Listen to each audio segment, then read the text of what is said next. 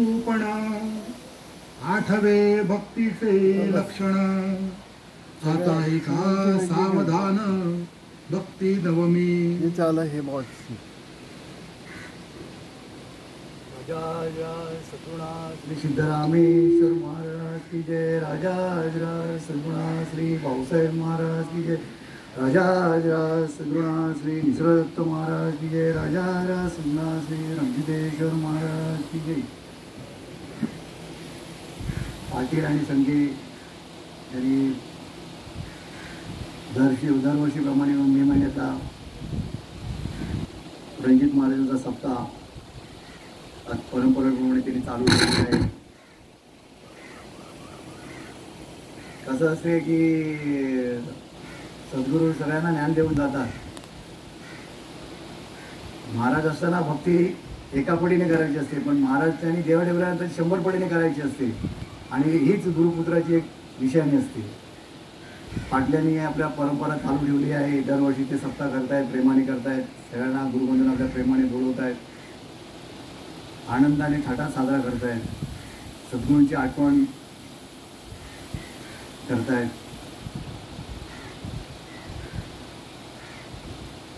ते सांगितले 9वी भक्ती, आठवण 9वी भक्ती सांगितलेली आहे त्यांनी।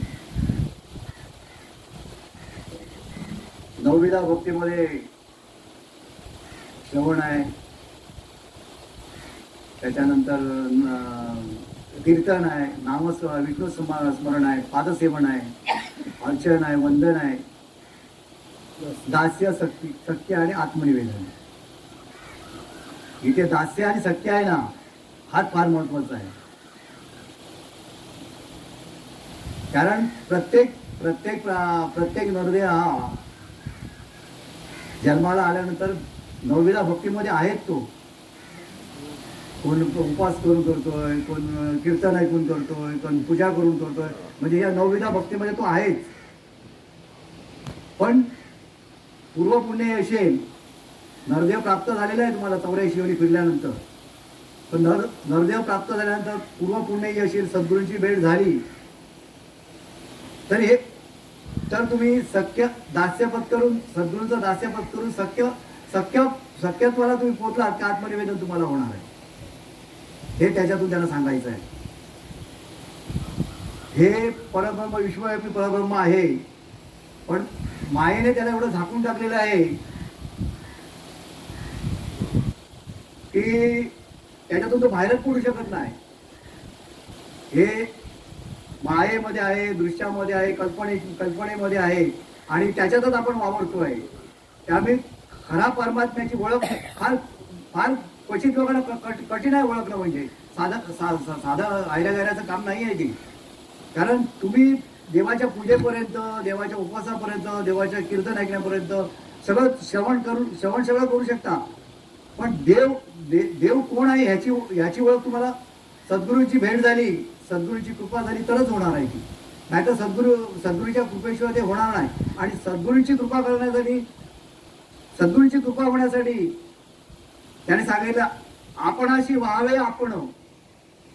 म्हणजे मी ज्यावेळी शरीराने पूर्णपणे समर्पण केलं माझं, म्हणजे हा देह आहे, ह्या प्रकृतीमध्ये पंचमहाभूताचा हा देह आहे, त्याच्यामध्ये हे त्रिगुण आलेले आहे, रजतम सत्व, आणि त्या त्रिगुणाच्या विळख्यामध्येच आपण वावरतो आहोत।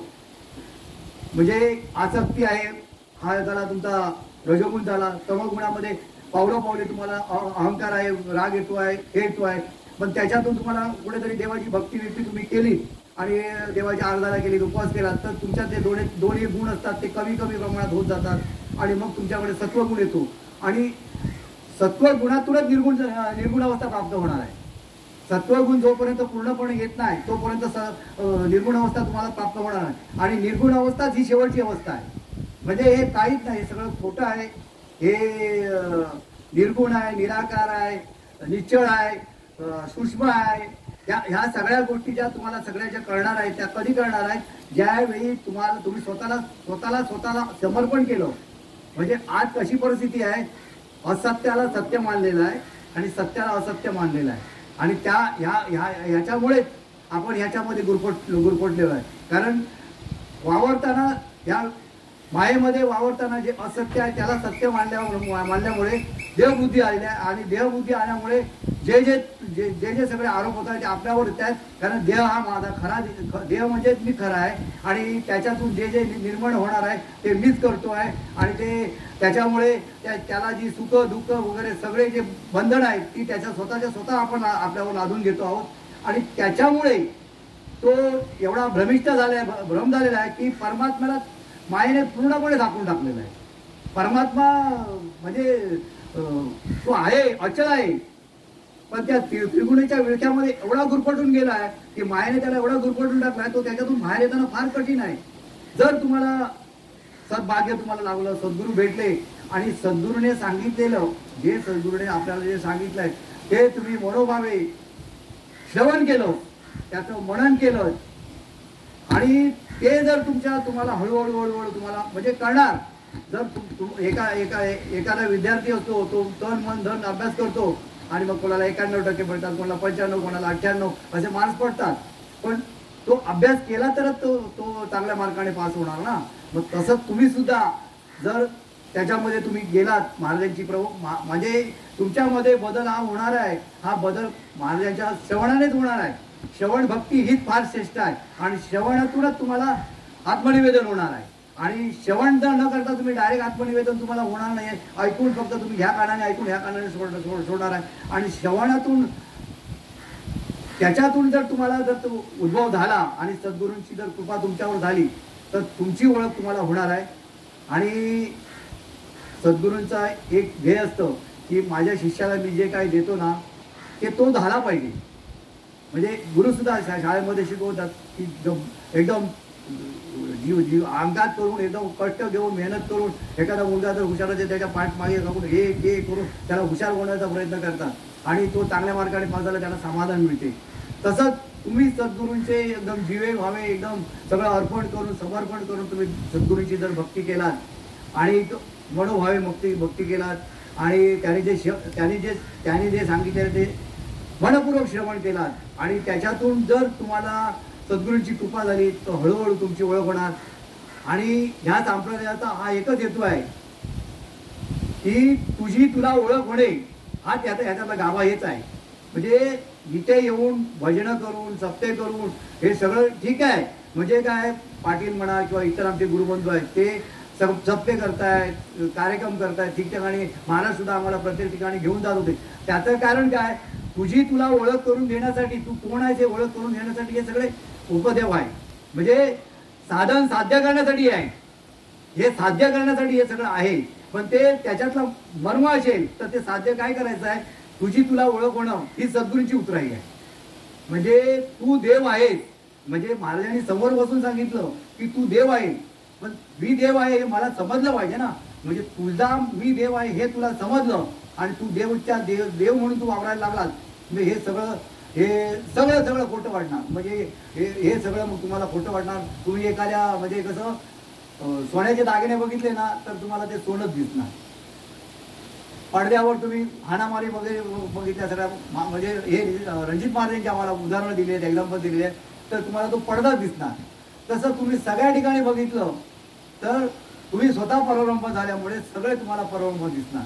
आणि ज्या दिवशी तुम्हाला सगळ्यांमध्ये परब्रह्म दिसेल त्यावेळी आमच्या म्हणजे रणजित महाराज असतील, निसर्ग महाराज असतील, सिद्धरामेश्वर महाराज असतील, भाऊसाहेब महाराज यांची तुम्ही म्हणजे भक्ती केली ती उतराई झाली. म्हणजे काय तुम्ही स्वतः परब्रह्म झालात आणि सगळ्या ठिकाणी तुम्ही परब्रह्म म्हणून सगळ्यांना तुम्ही बघितलं.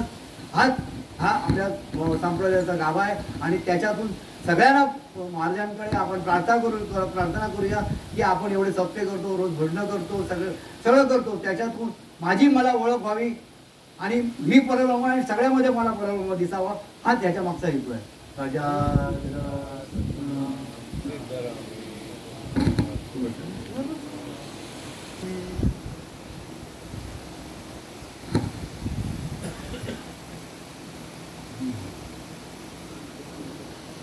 इकडे बसलेले त्यांच्या दर्शनासाठी खूप लोक आले. एका ठिकाणी गुरु आणि बुद्ध बसलेले आहेत. शिष्य आणि गुरूंचं भविष्य सारखं. पण शिष्यांना गुरु पाहिजे होता. कारण शिष्य त्यांच्या नशीबच गुरु होता. जरी ते संत समोरचे होते तरी त्यांना गुरुची आवश्यक होती. म्हणून त्यांना हृदयचा अटक आलेला असताना 6 वर्ष जगले आणि शेवटी त्यांना शेवटी गुरु नाव आहे. गुरुसाठी त्याला त्या देवाने वाचवलं. आणि जर ते 6 वर्षाच्या अगोदर अटक न केलं तर त्यांना गुरु कुठे नाव लागतात. हा देह गेल्यानंतर देव हात नाही शिकला तो निघून जातो. पण नाही, देवाची इच्छा होती की संताला सुद्धा. आता संतांमध्ये त्यांना वारकरी पंथामध्ये त्यांना गुरुची आवश्यक वाटत नाही. तेच म्हटलं आम्ही गुरु नाही. परंतु त्यांच्या नक्कीच गुरु भेटायचं होतं. म्हणून कुठल्याही रूपाने कुठल्याही संकटाने त्यांना गुरु भेटले आणि ते शेवटी गुरुचे शिष्य झाले. रणजित महाराजचे शिष्य झाले. रणजित महाराजांना त्यांना विनंती केली, तुम्ही आमच्या गावाला यायला पाहिजे, आमच्याकडे यावंच पाहिजे. 3 वर्ष रणजित महाराज ह्या पान गावात आले. लोकांना आपल्या लोकांना देवाचं फक्त दगडाच्या मूर्ती किंवा मोठे मोठे देवाच्या ह्याच हे करतात. पण खरं देव त्यांना कळत नाही. खरं देव फक्त संतांना करतो किंवा सद्गुरूंना करतो. ते सांगतात तुम्ही गुरु आहेत, हो तुम्ही देव आहात, समजा तुम्ही देव आहे असं सांगून तुम्ही लोक खरं मानणार नाही. देव आहे देव समजून फिरतात. देवळा मोठ्या मोठ्या ठिकाणी जाऊन पैसा खर्च करून तिथे जाऊन देव बघत फिरतात. तसंच फिरतात. देव तसं देव तुमच्यामध्ये आहे त्याला शोधा, त्याला बाहेर काढा आणि ते कोण करतो? सद्गुरू करतो. जे सद्गुरू आहेत ते त्या देवाला बाहेर काढतात. ते सद्गुरू त्याच्यासाठी देवाने निर्माण केलेले आहे. देवाने तुमच्यासाठी सद्गुरूंना तुम्हाला पाठवलेलं आहे. तुम्हाला कळायला पाहिजे तुम्ही कोण आहे, काय कशासाठी आले हे सद्गुरू सांगतात. आपल्या आतमध्ये बसलेला देवाला फक्त कोण करतो? सद्गुरू करतो, गुरु करतो. दुसरं कोणूच करू शकत नाही. मोठे मोठे डॉक्टर आले सर्वजण ते ह्या देहाची डॉक्टर शोध घेतात. त्यांना काय त्यांना सांगतो आणि शेवटी माणूस जीव शोधतो. तेव्हा जीव कुठे जातो, त्यांचा जीव कसा जातो हे कोणाला कळत नाही. तो का कळत नाही? ते फक्त बाहेरचं गोष्टी विचार करतात, अंतरामध्ये नाही चांगलं कळत नाही. ते कळत नव्हतं. कारण तुम्ही जन्म घेण्याच्या अगोदर तुम्ही जीव होता, तुम्ही देव होता. परंतु तुम्ही जन्म घेतल्यानंतर तुम्ही जीव झाला आणि या जीवामुळे तुम्ही माया तुमच्यामध्ये पसरली आणि तुम्ही त्या जीवामध्ये अडकले गेले.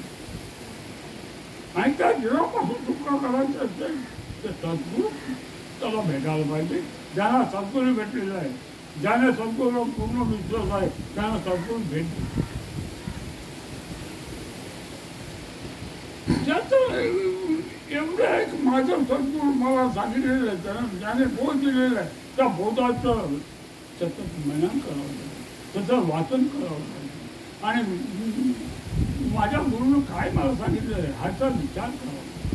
तरच तुम्ही मग हे पुढे जे शिक्षण गुरुच्या सानिध्यात होतं, ज्या लोकांनी गुरुकडे सतत ते केलं आणि गुरुवर विश्वास, आणि ज्याला गुरु विश्वास आहे हे माझं हे संसार म्हणजे खोटाही सर्व, हे संसार मी इकडं सोडून जाणार आहे, आज आहे म्हणून तसा कुठे मला, मी गेल्यानंतर मला संसार माहीत आहे.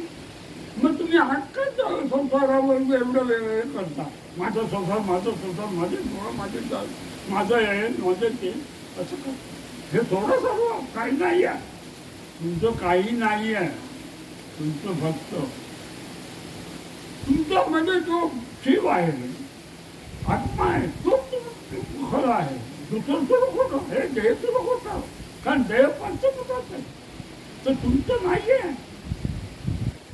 त्या देहाला तुम्ही सोडून गेलात तर त्याला त्या देहाला ताबडतोब घरातील लोक गावातील लोक 2-5-6 तास सुद्धा ठेवायला तयार होत नाही, पाठवायला गेलो बाहेर आमचा गुरु.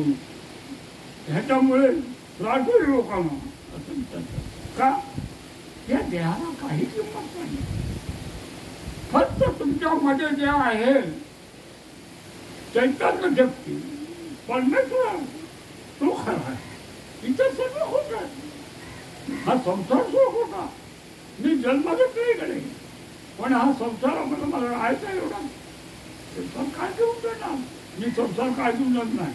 धन जमवले, पैसे जमवले आणि त्याच्यासाठी मारामाऱ्या जाऊन हो मला पैसा पाहिजे, प्रत्येक मुलगा पैसासाठी हावाम करतो. बाबाला तर त्याच्या म्हातारपणी मदत सुद्धा करायला बघत नाहीये, परंतु मेल्यानंतर त्याचा पैसा कुठे आहे, त्याची संपत्ती कुठे आहे, त्याचे इस्टेट कुठे आहे हे बघत काय करणार. अशी हे सर्व खोटे आहे बाबा. मी असं म्हणतो की तुम्ही सर्व कमावणार, सर्व हे करणार, आता शेवटी काय तुम्ही गेल्यानंतर काय होणार, मारामाऱ्या. हे धंदाला झाल्याने मारामाऱ्या पोरांच्या. हो माझ्या बाबाने कमावलंय, माझ्या तुमच्या बाबाने कमावलंय, तुम्ही कमवा ना. बाबाच्या इस्टेटवर आले ह्याच्यावर तुम्ही काय लक्षात घालता. बाबाने कमावलं योग्य आहे, तुमचं झाले सर्वांसारखं खा, पण त्याच्यासाठी भांडण करू नका आणि लोकांना दाखवू नका आम्ही माझ्या बाबाची इतकं ढळणं खाली माझ्या बाबाने काय कोणाचं हो बाबाच्या नशिबात होतं त्याने कमावलं तर तुम्ही व्यवस्थित खा, त्याच्यासाठी भांडू नका. भांडल्यानंतर काय उपयोग आहे. अशा प्रकारे पोरांचं चालतात. म्हणून हे सर्व इच्छेसाठी भांडण करतो. आजारी बाप असला तरी त्याला विचार करत नाही पोरं, आणि जेव्हा मेल्यानंतर त्याची संपत्ती कुठे आहे, काय काय ठेवलं आहे ते विचार करतो. काय करणार असं सर्व पोरं आहे. आणि हे ना काय ते आहेत तसं, त्याच्यामध्ये त्याचं काय दोष नाही आहे. दोष त्याचा आहे का नाही, त्यांच्या बुद्धीचा दोष आहे, त्यांची बुद्धी त्याची आहे. नाहीतर असं समजत हे काय ना आपलं आहे ना सर्वांसारखं का, पण काय नाही प्रत्येकाच आहे. प्रत्येक घरात प्रत्येक घरात प्रत्येक घरात. म्हणून ज्यांना गुरुमार्ग मिळाला, ज्यांना गुरु भेटलेला आहे त्याने एकाकडे तुम्हाला गुरुचा बोध ऐका, मनन करा आणि गुरु काय गुरु तुमच्याकडे तुम्हाला चालना देतो, अंतरातून तुम्हाला अनेक प्रकारचं नाद निर्माण होतं, नाद ऐकू येतं, अनेक प्रकारचे गुरु तुम्हाला हे सांगतो, ते नाद तुम्ही ऐकत राहा, आनंद तोच आहे. त्या गुरुने ज्याला गुरुने नाद दिलेला आहे, गुरुने जे काही अंतकरणातून तुम्हाला नाद दिलेला तो नादच खरा. इतर नको. कारण तुम्ही ज्याने खरोखर गुरुची श्रद्धा असेल किंवा गुरु व भक्ती असेल आणि गुरु माझ्या गुरुने मला काय सांगितलेलं हा त्याची कल्पना तुम्ही करा.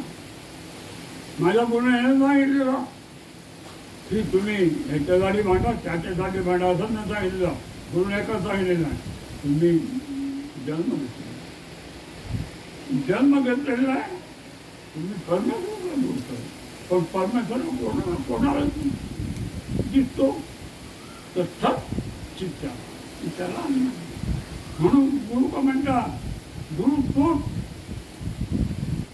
देव आणि देव बरोबर आहे.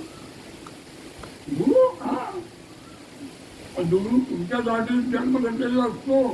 देवाने त्याला जन्म तुमच्यासाठी दिलेला आहे. कारण माझं देव म्हणतो बऱ्याच लोकांना मार्ग मिळाला पाहिजे चांगला म्हणून ते तुम्हाला मार्ग दाखवला आणि गुरु जन्म घेता.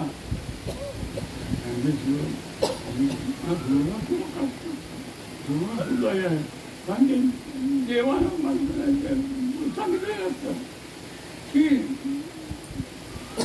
प्रत्येकाचा आपण अनेक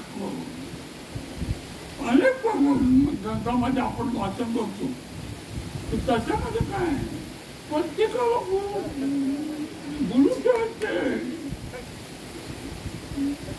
प्रत्येकाला गुरु भेटलेला आहे आणि त्या गुरुमुळे त्यांची जे माया आहे सटरूप आहे तुमच्यामध्ये आत्मामध्ये या देहामध्ये सटरूप भरलेला आहे. सटरूप ते नष्ट करून तुम्हाला योग्य मार्गाने जास्त सैमान करतात. गुरु मार्गाला लोकांना सटरूपचा त्रास कमी असतात पण इतर लोकांना अज्ञान लोकांना त्रास होणार कारण त्यांना सटरूप माहीत नाही कारण देव माहीत नाही.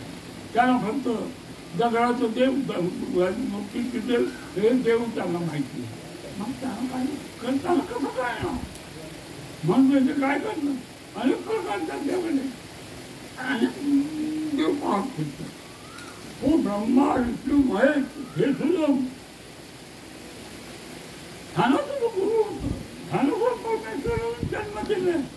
जर तुम्ही आज ब्रह्मा विष्णूला नमस्कार करता की ब्रह्माला सुद्धा परमेश्वराने जन्म दिले. तर तुमच्यामध्ये बसलेला तर परमेश्वर सर्वांना जन्म देतो. तो सर्व हे करतो कारण एकच रूप एकच आहे. परमेश्वर रूप एकच आहे. सर्व ठिकाणी एकच रूप आहे. अनेक अज्ञान अनेक प्राणामध्ये अनेक राजामध्ये एकच रूप आहे फक्त परमेश्वर तो बसलेला आहे. तुमच्याकडे चुका होणार तुमच्याकडे जे काय तुम्ही चुका केल्या त्याचा आज तुम्हाला त्रास आणि तो त्रास होण्यासाठी गुरुने सांगितले तुम्ही सन्मान करा. तुम्ही हे सर्व सोडा. माझं सर्व सोडा.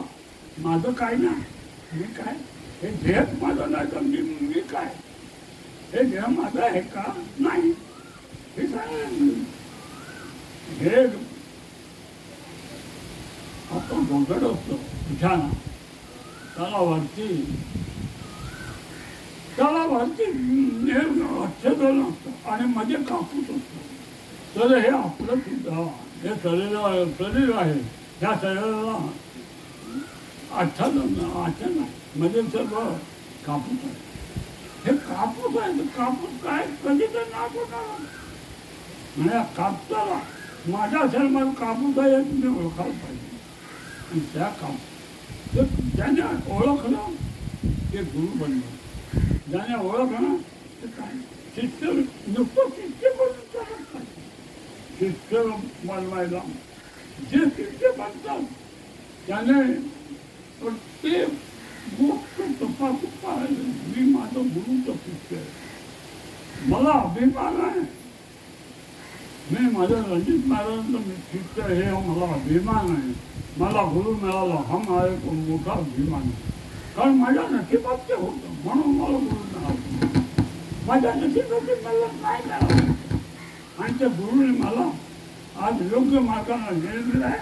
आणि मला असं वाटतं की आज खरोखर माझ्या गुरुने तो आशीर्वाद मी इथपर्यंत आलेलो आहे, इथपर्यंत राहिलेलो आहे.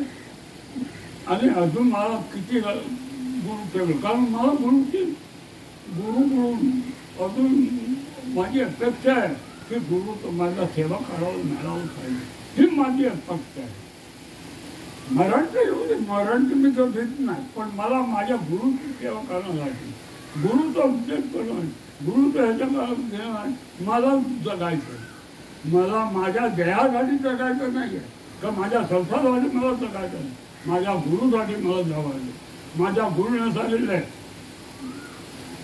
गुरुचं शिष्य कधी कधी घाबरत नाही. तो म्हटलं येऊ दे, वादळ येणार आता आकाशात किती वादळ सूर्याला वादळ आणि ढगाने वेळला तर तो त्याच्यावर तो काळ तसं ह्या शरीरवृत्ती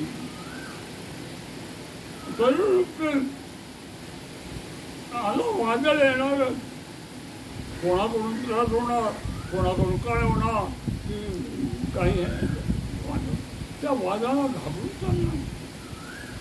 पण एकच लक्ष ठेवा, माझ्या गुरुने दिलेलं उपदेश, माझ्या गुरुने सांगितलेलं काय आहे ते सत्य, सत्य असं माना. हो मग काय दुःख आलं माझ्या गुरुने, मी गुरु केला, मला काय असं म्हणतात, काय करायचं त्याच्यामुळे तुम्हाला काय झालेलं आहे. गुरुला तुम्ही विचारता, मध्ये गुरुने विचार जाता, मग गुरु तुम्हाला त्रास देतो तुमच्या फायद्याला. पण तो त्रास तुम्हाला त्या त्रासामुळे तुम्ही गुरुची सतत उदय करत राहतात, गुरुचं मानतो करतात.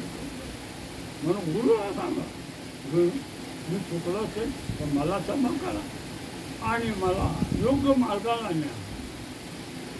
गुरुचं इथं कोण नाही आहे, हे सर्व खोटं आहे. गुरु सर्व सत्य, गुरुला सत्य म्हणा. गुरु परमेश्वर आहे, गुरु सर्व आहे तुमचा गुरु. तुम्हाला हो गुरु तुम्हाला प्रकाश देतो, गुरु अंधारातून प्रकाश देतो. तुम्ही अंधारापासून राहिलो, सूर्यचंद्र तुम्हाला दिसतात का? प्रकाश कोणाचा? देवाचा, आत्म्याचा. आत्मामुळे प्रकाशामुळे तुम्ही पाहू शकता. बाहेर तुम्ही डोळ्याला पाहता, आत्मा डोळे नसून डोळे सर्व पाहता का? त्या देवाला विचार.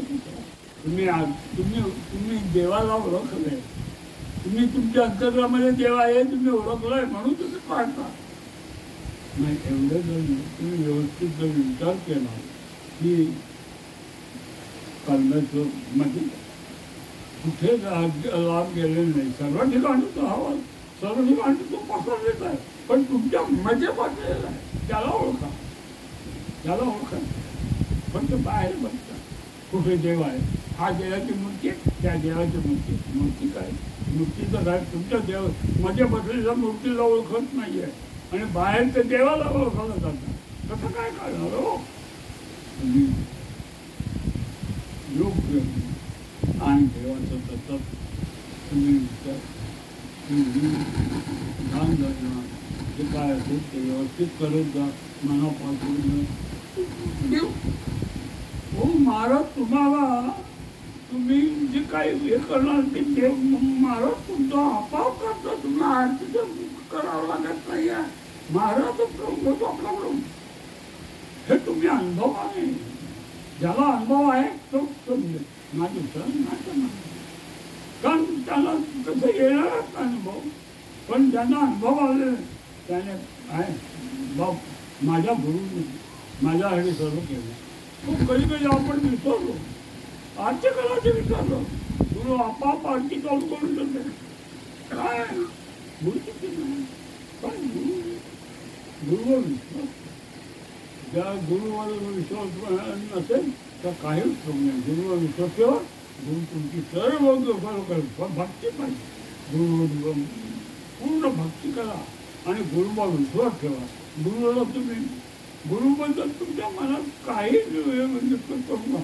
गुरुने मला सर्व केलेलं आहे, मी त्याचं उपयोग करत नाही. हो, शाळेत जाणाऱ्या मुलांनी जर पुस्तक वाचलं नाहीये तर त्याला कसं परीक्षा पास होता येणार. मग याच्यातून पुस्तकच वाचायचं आहे. ग्रंथामध्ये पुस्तक आहे, गुरुने दिलेला ग्रंथ आहे, गुरुने दिलेला तेच ग्रंथ पुस्तक आहे आणि त्या पुस्तकाचं सतत उजळणी करतो म्हणजे आपाप सर्व होईल निवांत. तुम्हाला काही काळजी करण्याची गरज नाही. ज्याने विचार केला की मी हे सर्व खोटं आहे ना, हे मला सगळं कधी कधी गुरुच आपल्याला त्रास देतो का. शिक्षणाला गुरुने नाही करायचं असतं म्हणून गुरु कधी पाय दुखवत होतो, कधी हात दुखवत होतो, कधी अनेक प्रकारचं वादी निर्माण करून देतो आणि तुम्ही त्रस्त आणि मग शेवटी गुरुच राहतो. गुरुची मग आरती करता का. गुरुने मग गुरुवर विश्वास त्यामुळे गुरु विश्वास गुरु ते सर्व झालं का आपाप सर्व निघून जातं. मग काय राहत नाही काही. मग तुम्हाला तो विश्वास नसतो गुरुवर. मग गुरु तुम्हाला माहिती मग तुमचं गुरुवर विश्वास नसतो. मग म्हणजे गुरु आहे, गुरु आहे प्रत्येकाच्या ध्यानी मानी गुरु आहे. पण गुरुवर विश्वास करणारा तो गुरु आहे, इतरांना नाही. इतर अनेक प्रॉब्लेम म्हणजे अडकले जातात. त्यांचं एका दगडावर पाय नसतं, दोन दगडावर पाय ठेवतं आणि दगड घसरलं तशी आपली आज परिस्थिती. म्हणून एकाच दगड ठेवा, पाय ठेवा आणि योग्य उभं राहा, तुम्ही पडणार नाही. पण दोन दगडावर पाय एक दगड घसरतं मग आपाप पडतात तुम्ही. अशी तुमची परिस्थिती झाली आहे. गुरु मार्गामध्ये येऊन सुद्धा काही लोकांची हीच परिस्थिती आहे. मग पाय दोन दगडावर पाय मग मी गुरु केलाय. गुरु केला काय नुसतं गुरु करून पाहिजे. गुरुने दिलेलं गुरुने सांगितलेलं मी सांगितलेलं हे गुरु काय सांगलं लालपूर काय सांगलं लालपूर म्हणायचं तुमचं कुठलाही गुरुने जर सांगतो तुमच्या गुरु गुरु गुरु बरेच गुरुने सांगितलेल्या गोष्टी आहेत. अनेक गुरु आहेत मोठे झालेले आपल्या राज्यामध्ये. त्यांचं जर तुम्ही वाचन केलं तर तुम्हाला समजेल काय आहे. त्याने अनेक पुस्तकं लिहिली, अनेक ग्रंथ लिहिले आणि त्याच्यामध्ये त्याने बारकावे सांगितले का काय आहे ते सांगितलं आणि त्याचं जर वाचन केलं आणि व्यवस्थित तुम्ही मन वेगळं केलं तर तुम्हाला खरोखर तुम्हाला गुरु समोर दिसेल. तुमच्या डोळ्यापुढे गुरु उभा राहतो. कधी गुरुवर श्रद्धा गुरुवर श्रद्धा ठेवली तर गुरु दिसतो. माझ्या देशात नुसतं गुरु गुरु म्हणून नाही चालत. गुरुवर श्रद्धा ठेवा, दान नजन करा, बरोबर मनन करा आणि आपल्या गुरुने काय दिलेलं उद्देश काय केलेलं त्याचं स्मरण करा. माझ्या गुरुने मला काय हे दिलं उद्देश केला त्याचं स्मरण माझ्या अंतर्गणावर बसलेलं आहे त्याचं मी स्मरण करतो. तसं प्रत्येकाने करायला पाहिजे. नुसतं गुरु करून चालत नाही किंवा अनेक गोष्टीमध्ये अडकून पडत असतात. आपण संसार आहे, संसार करावा नाही तर नाही, संसार करावा पण संसारापासून निराळा राहायला पाहिजे. संसार गुंतून नका. गुंतल्यानंतर त्या रेशमाच्या किड्याप्रमाणे तयार होईल तुमचं. रेशमाचा कुडा कसा रेशमाचा किडा कसा स्वतःला गुंडाळून घेतो आणि तो माझे अडकतो. जोपर्यंत तो सरळच आहे तर तो पूर्ण आहे झाला तो किडा बाहेर. परंतु तो मध्ये तुटला गेला किंवा कुठे गेले मग तो काय मरून जातो. आपण रेशमाच्या किड्यावर होऊन राहू नका, तर तुम्ही त्याच्यातून अगोदर बाहेर व्हा आणि हे सर्व खोटं आहे म्हणून मान्य करा. महाराजांना हे सांगितलं. त्यावेळेला महाराज ते दाखवते, महाराज ते सांगतात की तुम्ही हे सर्व बघून द्या, काय नाही, माझं काय माझं काय माझं काय माझं काय माझं काय असं करून चालत नाही. माझं काय नाही, माझं काय, मी काय घेऊन आलोय ते सांगा बघ. मी काय घेऊन आलो नाही, मग माझं माझं काय कामायचं. आज तुम्ही जे काय मिळवलंय ते योग्य मिळवा. संसारावर मिळवलं, संसारावर तुम्ही त्या संसारावर जे काय असेल तर त्या मला भावा किंवा तुमच्या पहिल्याला सर्व द्या, पण ते त्याच्यामध्ये गुंतू नका. गुंतलं नका, काय नाही हे माझं नाही, तुम्हाला पाहिजे असं विचार करा. माझं काय म्हणजे मी काय घेऊन जाणार, मग माझं कसं मी अडकून घेऊ. मला काय अडकून राहण्याची गरज नाही आहे, मी काही घेऊन जाणार नाही आहे. हो तुम्ही मला काय देणार. लाकडं या देवाला जाणार आहे, लाकडं आणून जाणार एवढंच ना. जो बसलेला तो निघून गेलेला तो फक्त वाचना घेऊन जातो. त्याची वाचना शुद्ध असते, आराममय आहे. गुरुने सांगितले वाचना शुद्ध पाहिजे. जर शुद्ध वाचना असेल तो कुठंच अडकत नाही. अशुद्ध वाचना असेल, वाचनाने मिळतो कुठंच अडकला जातो आणि पुन्हा त्याला जन्म घ्यावा लागतो. आणि ते जन्म कुठे मिळेल, काय मिळेल ते सांगता येत नाही. ह्याची तुम्ही कल्पना करा. गुरु ज्यांना गुरु मिळाले त्यांना एकच आहे, वाचना शुद्ध करा. हे सद्गुरूचं घर आहे, हे घर आहे सद्गुरूचं घर आहे. तुम्ही मला गुरु सांगतो हे गुरु हे सद्गुरूचं घर आहे असं गुरुला का सांगावं लागतं. गुरुची इच्छा आहे. आपण लहान मुलांना किंवा आपला आहे ना उपदेश करू आहे ना, बाबा असं करू नको हे आहे तसं गुरु आपल्याला उपदेश करतो. पण ज्याची शक्ती असेल तेव्हा त्याला गुरुचा उपदेश ऐकेल, नाही तर दुसरा नाही ऐकू. म्हणून ती शक्ती कमवा आणि ती शक्ती मिळण्यासाठी तुम्ही काय करावं पडेल. ध्यान धंदा मांडर हे सर्व गुरुने सांगितले उपदेश बोध सतत रिव्हिजन करावे, सतत त्याचा विचार करावे, सतत त्याचा करावे.